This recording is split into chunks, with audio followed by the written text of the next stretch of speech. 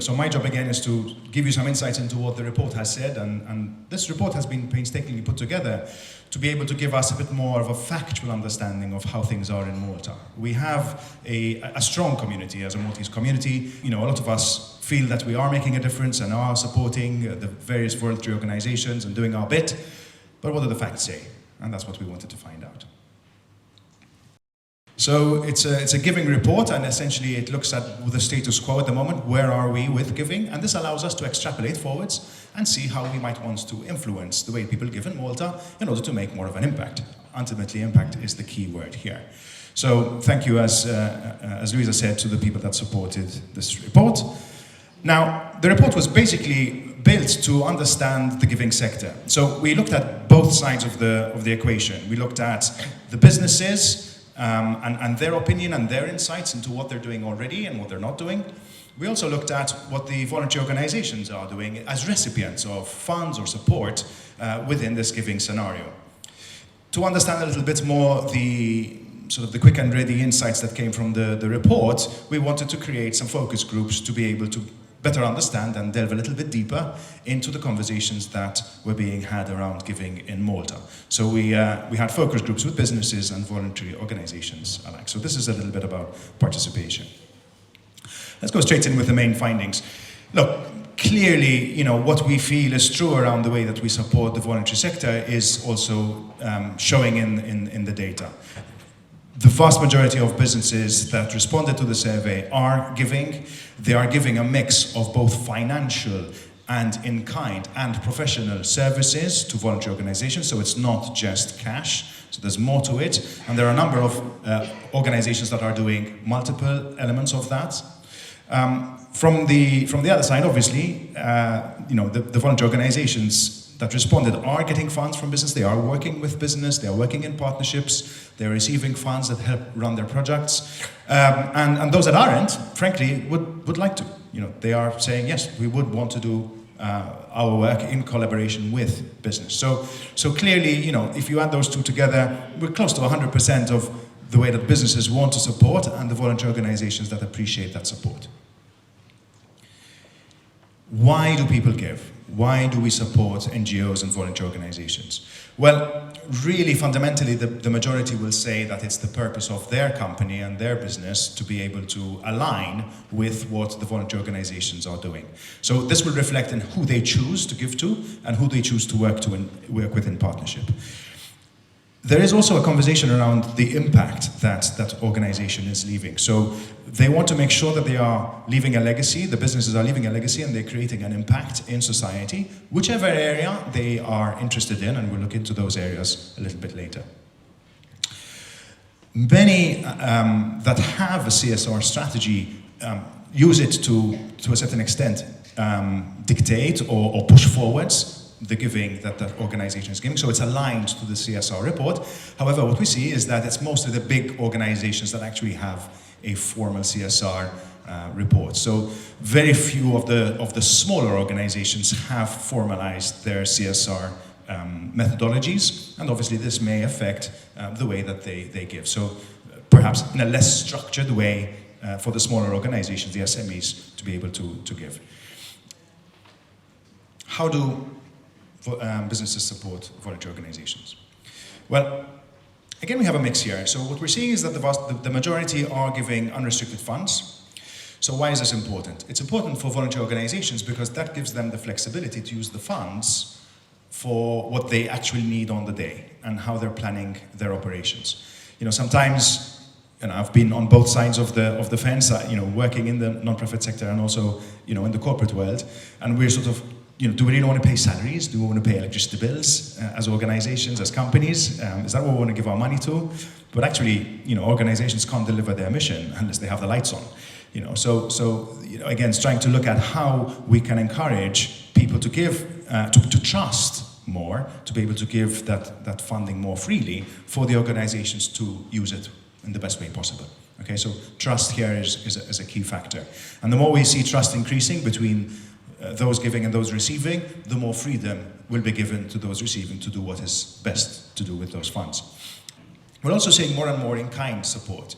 There's professional services, so we have professional services companies, lawyers, accountants, etc., who are providing in-kind services that voluntary organizations need in order to keep their operations working, and other support, voluntary hours, projects, tree planting, things where organizations are using their own resources, whether it's human resources or technical resources, to be able to support voluntary organizations. So we're seeing more and more of this.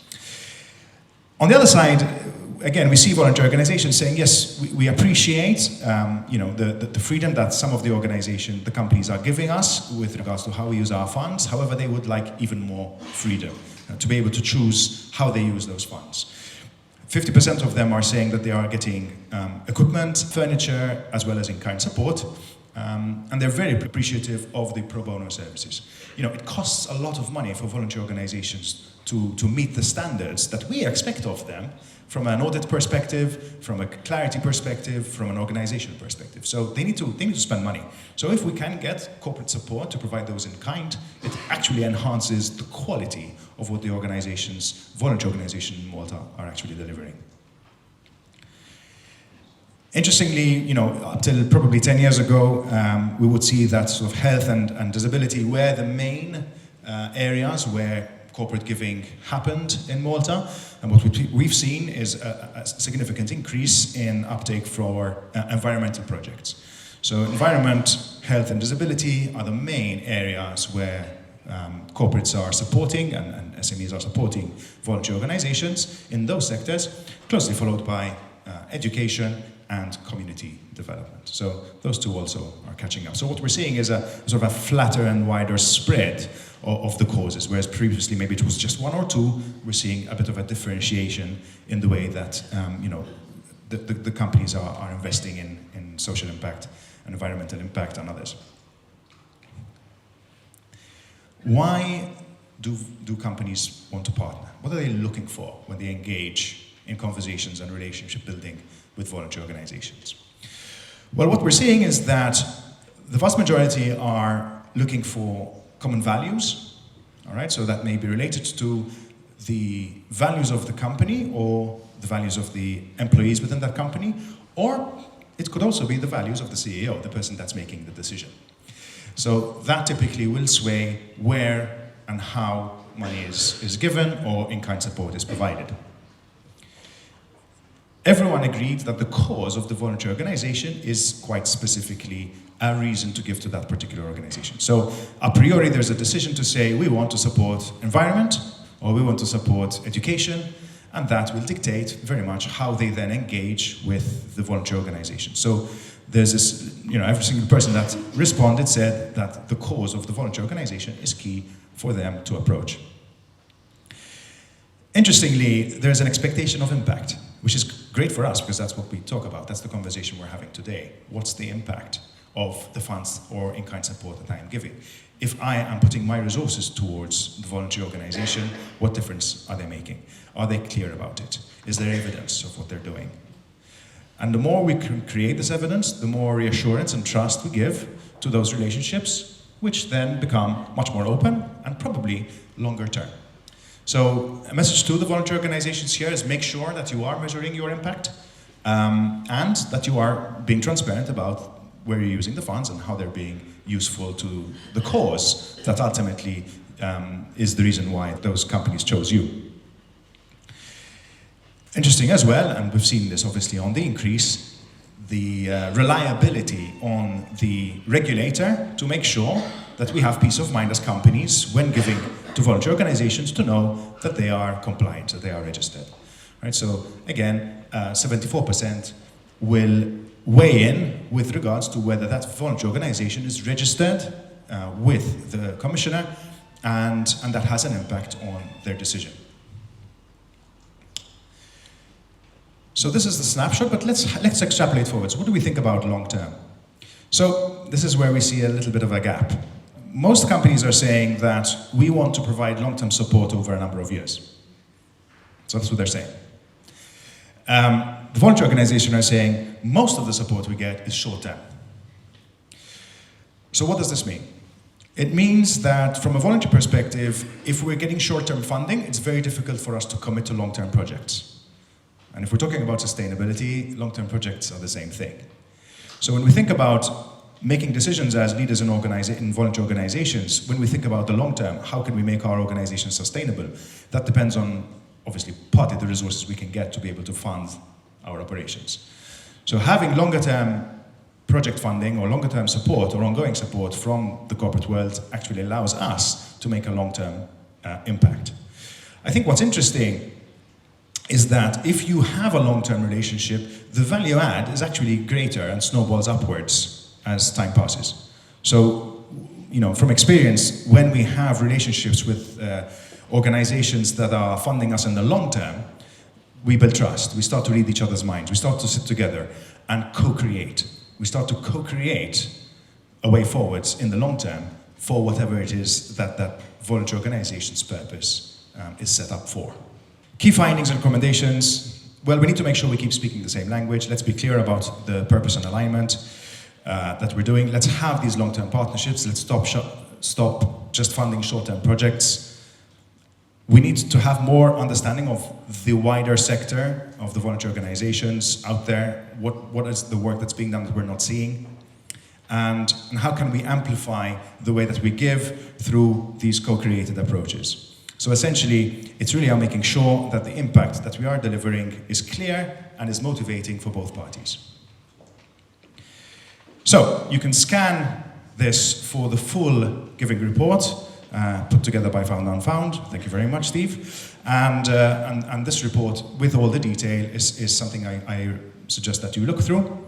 It also has summaries within it for you to be able to use that within your organizations to try and make sense of your strategic plan, especially if you're planning your budgets for the year on how you're going to give.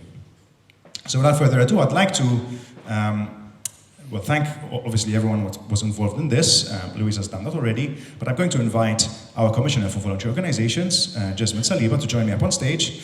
Now, recently the reform for the voluntary organisation and the non-profit sector has come into force, and this has been a long and arduous task by Jez and his team to be able to enhance the sector in many different ways. So I suggest you do look at the report, but actually what I wanted to do today, in the short time that we have, is pick Jez's brain on the impact this may have, this new reform.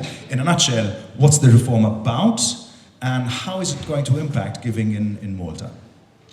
Thanks, Nathan, and thanks to everyone who's attending and also for the invitation to share a bit the views behind the rationale of this process that we are undertaking. As you said, we are in the middle of the public consultation phase, which followed a 2.5-year exercise whereby we needed to understand what the sector is. Primarily, the main aim behind this reform is to look at the sector from the perspective of the legislator, but particularly from the regulator's dimension, beyond the regulation, but empowering it. And to be able to do this, we needed to have a clear picture and understanding of what our organization's landscape is made of.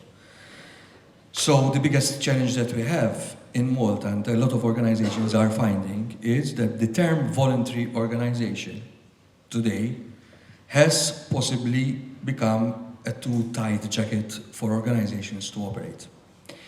But the biggest shift that there is, and this is an understandable approach that we are seeing, is that the sector, from one which is seen from a dubious eye about possible lack of transparency on misuse of funds, is being considered strategic partner in the socio-economic, and I add democratic, evolution of the country.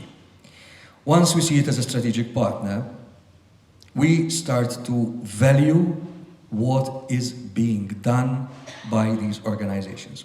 At the same time, we have a reality where we have a one-size-fits-all approach. And this one-size-fits-all approach, I recall last year during the similar event, has created issues, but at the same time, there was a need to address it. So what we're trying to propose, and in this reform it's being proposed, is creating different categories, classes, and redefining the purposes in a way that one can eventually create frameworks through which the organizations, specific organizations, would be regulated. The first set, because of its importance, of different regulatory framework which is being proposed is for those which are service providers, where service providers acquire the license to be able to carry that service from other regulatory bodies.